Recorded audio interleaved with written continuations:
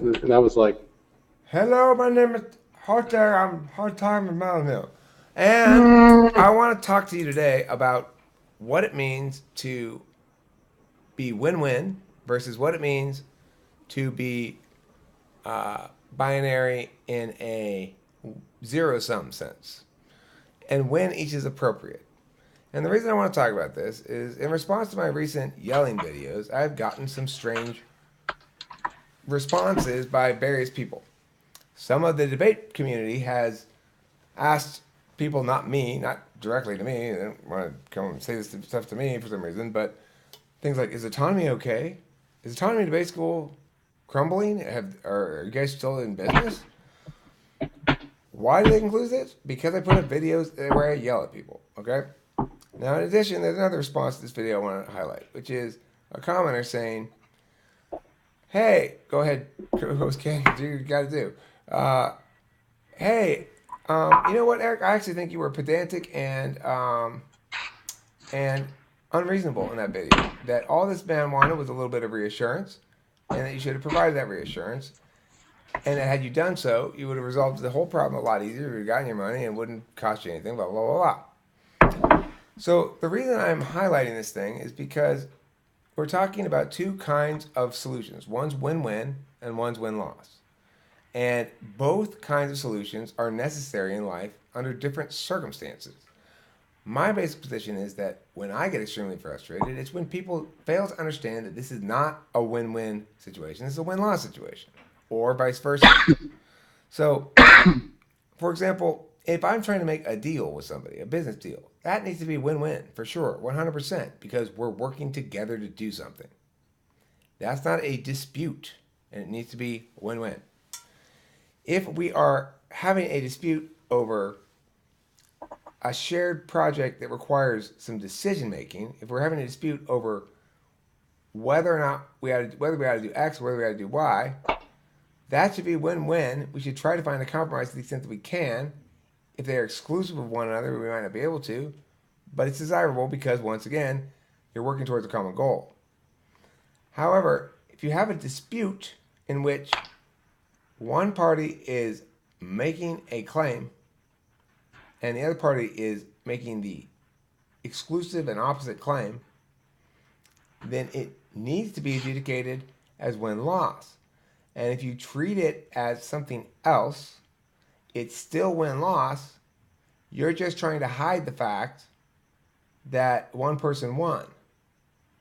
And the perfect example of this is what the commenter said about me screaming at the people and how I'm being unreasonable and like I'm freaking out and being unreasonable because they're asking so little. Just a guarantee. Just give us a guarantee. And whereas I'm adjudicating it as they don't get to have me jump through any kind of hoop to give me what belongs to me. We can talk about those hoops after I get what belongs to me because right now, if I talk about the hoops, I'm conceding on framework that it's okay for them to have what belongs to me and make me jump through a hoop. It's saying, I'm your little bitch. Go ahead and treat me as such. I fail to understand that this is not okay. Now, that's my perspective on it, but from a person who's less 8 or less 3 or less social, like wanting to achieve or whatever, then they might say, look, I don't care about that, Eric. I don't care if at the end of the day, what all that matters is we're going to get $10,000. It doesn't matter if they gave it to you for the wrong reason or the right reason, blah, blah, blah.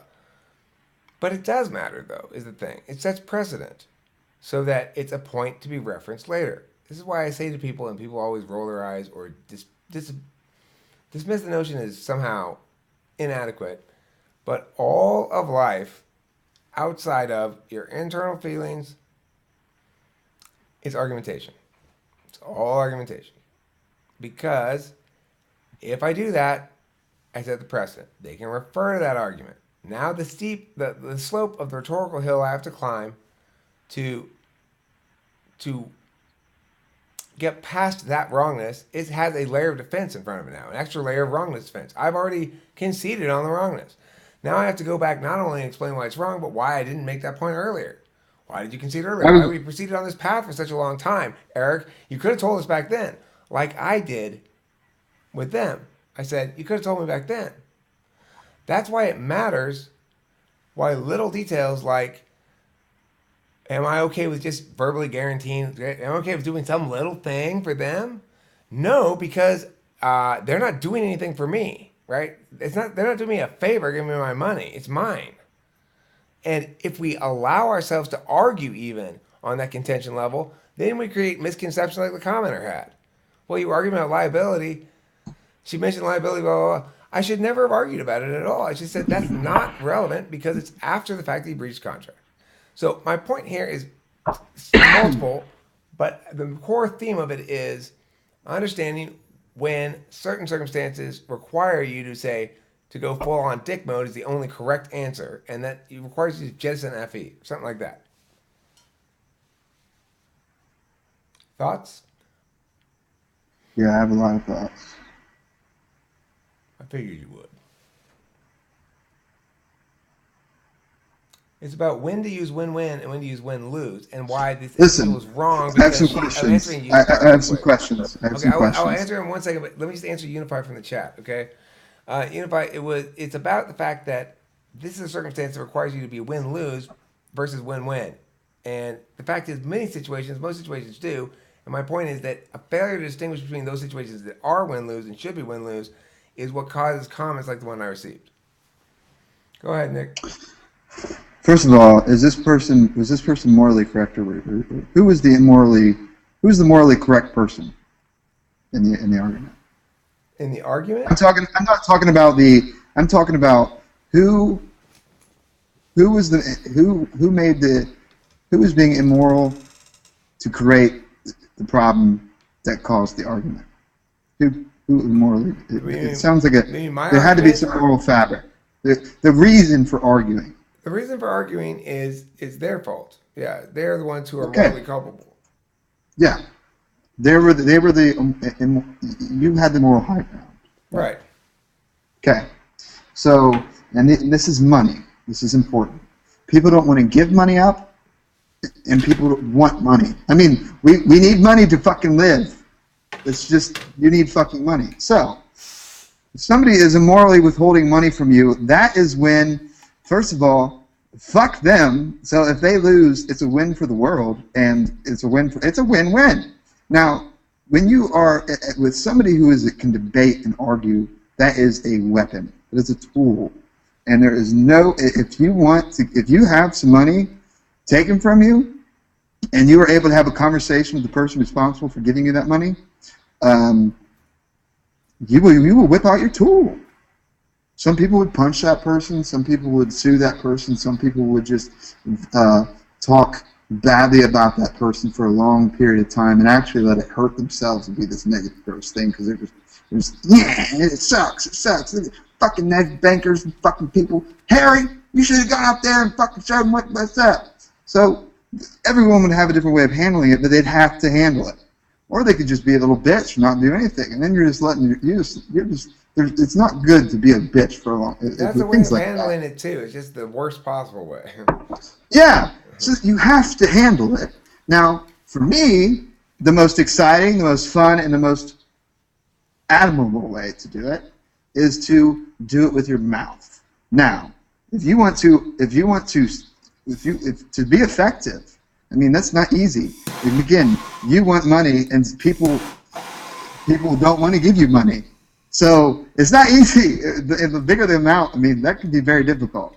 So you got to put a lot. It's not that you can't half use your mouth. You got to go full gear, give it every fucking thing you got.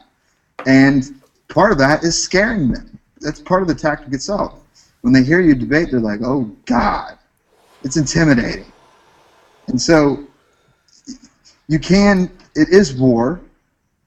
It is war, and all fair and level war to an extent. And you just used a weapon, and you were, and honestly, let me play devil's advocate. Imagine though, I were to say this. Look, Eric, you know going in, you're gonna win this fight. And you going in, you're going to bruise them a fair amount in winning, possibly. But it's up to you how much you want to bruise them. They haven't actually harmed I, you. They aren't threatening to keep the money. They agree they owe it to me. They just don't quite understand that means they have to give it to me now. That they don't get to play around with it for a couple months until they give it to me. Or they need to ask me nicely to hold on to it. This is the thing. They ultimately did not choose the money, right? All they had to do the whole time was say, Eric, can we please hold on to your $5,000? We understand if you want it, if you say give it to me now, we will give it to you now, of course. But can we please hold on to it, make us feel more comfortable, or whatever? I I, why? I was comfortable with doing that. You weren't? I was. I would have been told. I told them this multiple times. I told Gene, look, if you guys are struggling and you need to hold on to $5,000 or something, fine. Don't worry about it. Are you explaining yourself? Like, No, I'm saying that they didn't choose the money. They chose to not be embarrassed. right, you won. You chose the most effective route. I know, but I think it's of note that people there's an assumption that that the people like it's weird because they were willing to do one kind of shady ass shit to try to hold on to my money, but they weren't willing to be honestly vulnerable with me to hold on to my money. Weird. Because they, I mean, that's when you can't trust somebody. And that's when I already know all their there's some, freaking secrets. They think they're keeping them from me, but I already got it all fucking figured out anyway. And I had my debaters in the car this morning, and I was playing one of the videos, and they translated the Chinese for me. here's what I'm saying. What's the Moral of the story? did you want to get something unraveled? Because it No, seems all very simple to me. okay. You It may got seem haters on simple, YouTube? but what I'm saying is the core point is that this win-win versus win-loss. This was a win-loss situation. So Why? they Can you explain what you mean by win-loss? sure You, because uh, there was no way to have that end where both parties feel as though they came out ahead, even though they didn't lose anything. They just gave me my money. They lost the fight, no so doubt that's about your way that. of talking about conflict. Yeah, it's conflict. Right, but there's other kind of When you there's have other kind of conflicts, look, it's not just conflict, it's interaction with another party. So there's multiple varieties of those, and my point is right. that in one of the reasons why there's I think difficulty, one of the reasons why I had difficulty with them is because they didn't understand that you can't make everything about compromise. They didn't understand that you can't make everything about Uh, personal feelings and stuff. Well, look, Eric, we've said a lot of the words to make you unwillingness to feel good about concede. yourself. So therefore, if you get to carry away some win and we get to carry no, it doesn't work like that. There's no win-win here. And I think that commenter had the same problem. She assumes everything is subject to win-win compromise dynamics and fails to account for the fact that binary arguments require binary solutions. Yeah, because yeah, I mean you can exaggerate that. You can exaggerate the same kind of thing to a bigger. You can blow it up and make it bigger, and then look at it from a better view. Like what we're talking about is like what crime is what to me what the reason that we have law and order and the reason that certain things are illegal. There's some exceptions to it. For the most part, is to so that people don't hurt other people.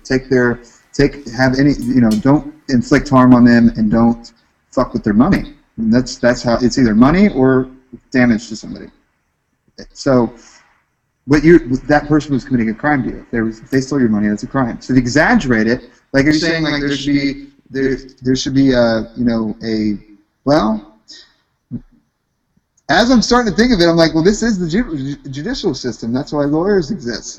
So there The is thing is, fucking gray area. as long People, as people. it was a medium period, right? It wasn't quite committing a crime because I hadn't quite said this is my final demand for the money. I was still yammering around with them as though the issue were in dispute, which which allows them to reasonably claim it was still in dispute until I at least stop talking to them and go to the sheriff, right? And not the sheriff's going to do anything about it. That's not the right person to go to. I just have to fucking sue him or something. I don't know. The point is, it was that middle ground, so it wasn't quite a crime, but it was like, what you're talking about doing would be a crime if I don't agree to it, and you guys don't seem to think that's the case. You know? It's a weird kind of mushy ground.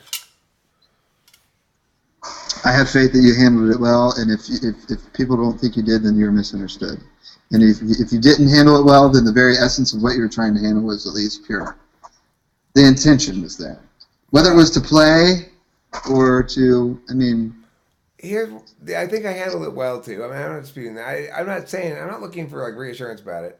I'm wanting to get out the idea in general as a concept that the win-win-win loss thing is important. But I do think I dealt with it not particularly well because I allowed myself to argue liability, which I shouldn't have allowed myself to argue at all. Did you lose? Of course, it's not relevant. And if you allow yourself to argue it, it means you're allowing him to slide down into arguments on a bullshit framework. You know, it's like saying, let's talk about what happens after we get past the fact that I breached contract and am completely in opposition to what I said I was going to do. That's all I need to talk about. And if I let myself get past that, then in that regard, I made mistakes. And I think my yelling... Why do you think you went there? Was it because you're frustrated that you weren't making any headway in the right direction that should have been catching on? You had to shift it? You had to make a pivot? Because what was working was what should have been working was frustrating that it wasn't working. And then for me personally, when that happens, I have much less control over the direction of my conversation and the intensity at which I'm arguing, where it seems mean. It may be mean. Well, it's that simple thing that drives us crazy. It's you're not answering my point. You're being non-responsive. And you're still trying to make points, though. And I'm answering your points, and you're not answering mine. That's the problem. And that makes me crazy. But the thing is, what I need to remember when I go into an opportunity like that is I am wasting so many opportunities. Because that's something to be savored, first of all. I go in there like with angry eyes, and they get angrier.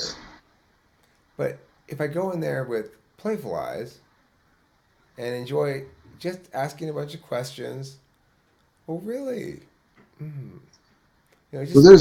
Spend my time milking it, right? Get them to say a bunch of shit that I will then later throw back at them. You know? And there's a big spectrum, though. Huh? Big spectrum there, though. Well, I mean, you're looking at it too. I feel like you're looking at it too. I'm saying I'm not mindful enough in that context. I'm just rolling with the right arguments and my genuine and naturally occurring indignation. That's not a bad thing. I'm saying I'd like to play more. And if I'm emotionally involved, I'm not playing. Yeah. Yeah, because because you need to get to that flow state, right? Where you're just saying some miraculous shit, and it's like you even have to pause for a minute. Like, did I just say that? Damn! And that's what's fun in an argument. But if somebody's not participating properly, then you can't get there. And for me, that's frustrating. That pisses me off. And then it does get messy because you're out of. It's not. It's not doing it. You're not playing the game properly. So you fumble. Well, Nick, if you've not watched Funnest Video Ever Part 1, I'd highly recommend it. I skimmed the fuck out of it, like I do most things. Right, I understand. I will go back. No, I'm not. I just do. I consume Nick, so much. I get Nick. Get Nick, to a, yeah. It's on my watch later. Do whatever you want. It's on my watch later. It's on my. I have no attention to it. It's on my watch later. Just that's all I'm saying. Okay. Around a lot of videos on that bitch. Here's the other thing, though. Here's a good reason why that's good what you just said. True and just is I am fully in plan. I am fully in the mix. I've got several thoughts in mind about specific ones. It is time to make an all yelling clips video. So I go back and I get all the clips from the various videos of me screaming at people. And I'm going to put them all together into one video. And no clip longer than like 20 seconds, right? Yeah, can I personally request that if I ever make a real heavy sounding song, I want to use the soundbite of you where you're just like, of course. Like I could ever get away with being like, hey, no, that's my intellectual property. You don't use that. That's wrong of you. I could never ever get away with that argument, right? Not in a million fucking years. ENTP has a razor sharp nose for hypocrisy, and we avoid it like the fucking plague. It keeps us safe to avoid it. It keeps us in dangerous waters if we don't. Because I hate hypocrisy, but I like when I called myself gross earlier, Ken. I was the one that, like, yeah, I made it a point to bring it up because I had to call out the hypocrisy. So everybody knows that knew that it was hypocrisy. I know now that it's hypocrisy, and that's fucking gross. We need to talk about it real quick and move on. Because if I hear it from somebody else, I'm going to inevitably say the same thing, and it has to be something that I call it. It has to be understood that I'm not. At least if I am a hypocrite, which I am at times, at least tell you. You got to remove all the ammunition from the other people. You don't get to use this on me. I'll use it on myself. Yeah. That's smart. It's key. It's number 1 rule. Number 2 rule. Number 1 rule is don't fuck with Eric. I would love to get in a yard. I'd love a solid argument.